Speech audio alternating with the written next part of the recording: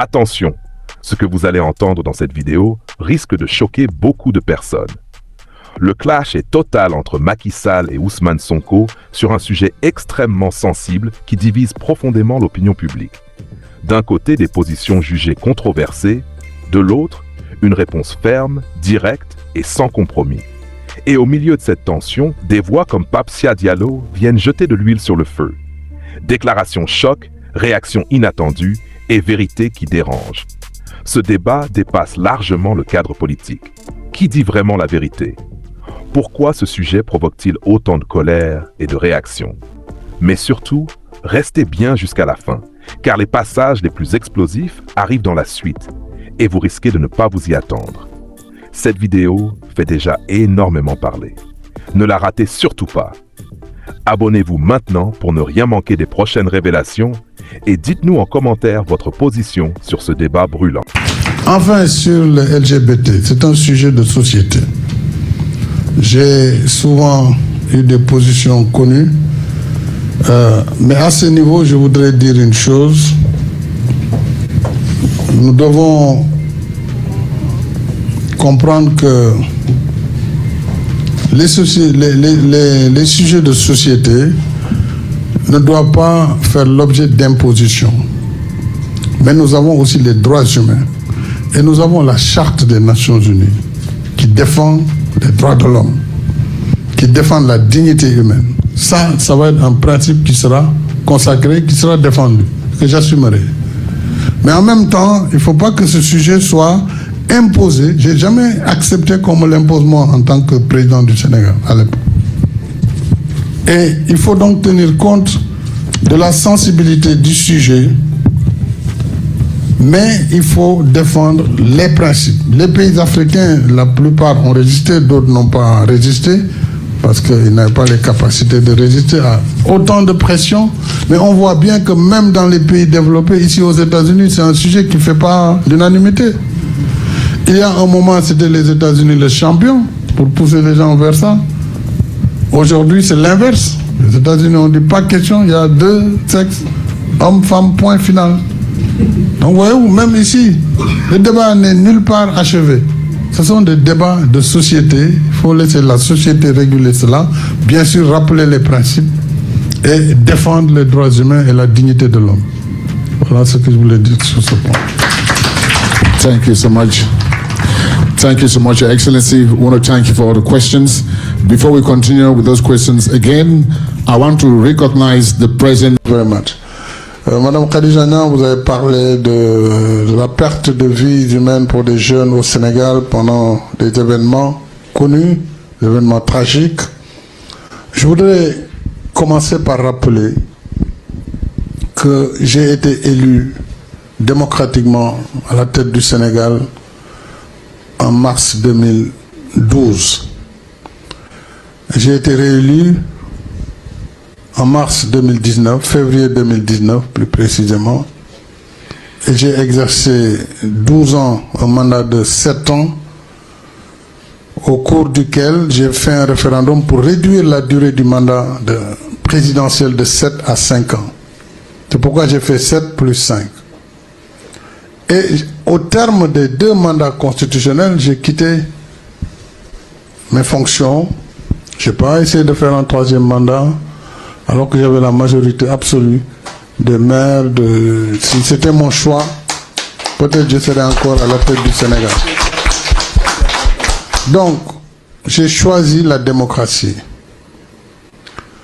J'ai, pendant, bien sûr, ces 12 ans, fait face à des défis, dont cette violence dont vous parlez, qui est apparue de façon très grave au Sénégal. Et les faits sont là. Et les gens, ils savent ce qui s'est passé. Les gens ont voulu, profitant d'une situation particulière, utiliser la violence pour arriver au pouvoir. Ce que je ne pouvais pas accepter en tant que président de la République, parce que j'ai prêté serment de défendre les institutions de la République, de défendre la démocratie. Et l'État a l'obligation de défendre ses citoyens dans tous les pays du monde. Malgré la violence, on a attaqué, brûlé des maisons de citoyens. On a ciblé des organes de presse, des journalistes, qu'on a saccagés. On a menacé des juges. On a menacé des hommes politiques, ministres. On a détruit leurs maisons, brûlé. On a détruit les chantiers du train express régional, les chantiers du bus transit rapide. On a brûlé l'université de Dakar, il ne faut pas l'oublier. Il y a eu des actions terroristes sur des cars de transport public où des personnes sont décédées dans le transport public.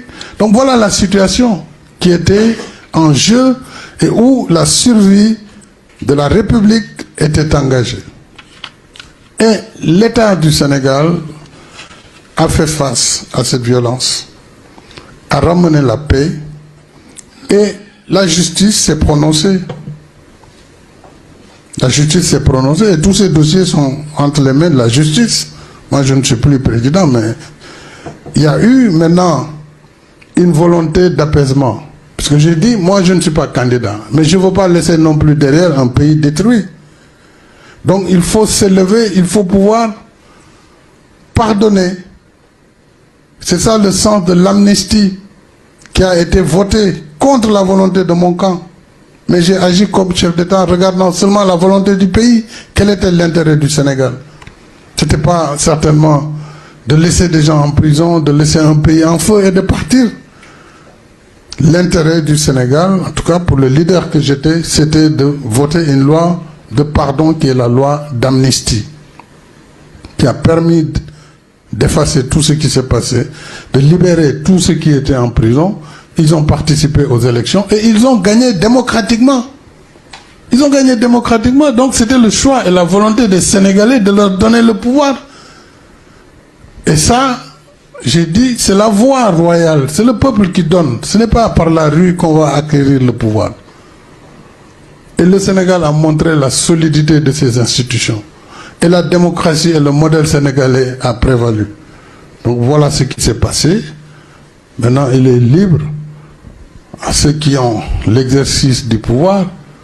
Si les gens veulent revenir sur les événements, il y a des moyens, il faut abroger la loi d'amnistie. En ce moment, les dossiers ressortent. On saura qui a fait quoi.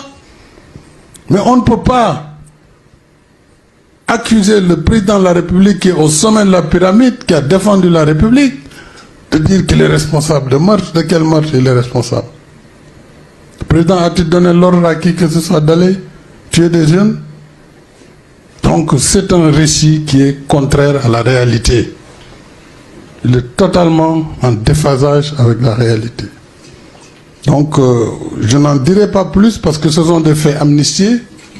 Je ne vais même pas en parler. Mais bon, comme le sujet il est toujours sur la table, j'ai vu des gens qui se sont permis de faire des campagnes, vraiment de campagnes pour calomnier. Mais comme je suis un homme politique, j'accepte tout cela. Ça fait partie du jeu. Il faut avoir les capacités de contenir toutes ces agressions, qu'elles soient verbales, parfois même physiques. Ça fait partie des règles du jeu en politique. Et je suis suffisamment préparé pour faire face à ce genre d'événements. Mais voilà ce qui s'est passé. Et je pense que nous avons tous intérêt au Sénégal à tourner la page et à regarder l'avenir. Parce que le Sénégal a montré encore une fois que c'était une démocratie mature. Et c'est un pays qui a... Beaucoup de pays n'ont pas, dans des situations pareilles, pu se relever. Et heureusement que notre pays a dépassé cette douloureuse période. Je pense qu'il faut regarder de l'avant et essayer d'avancer.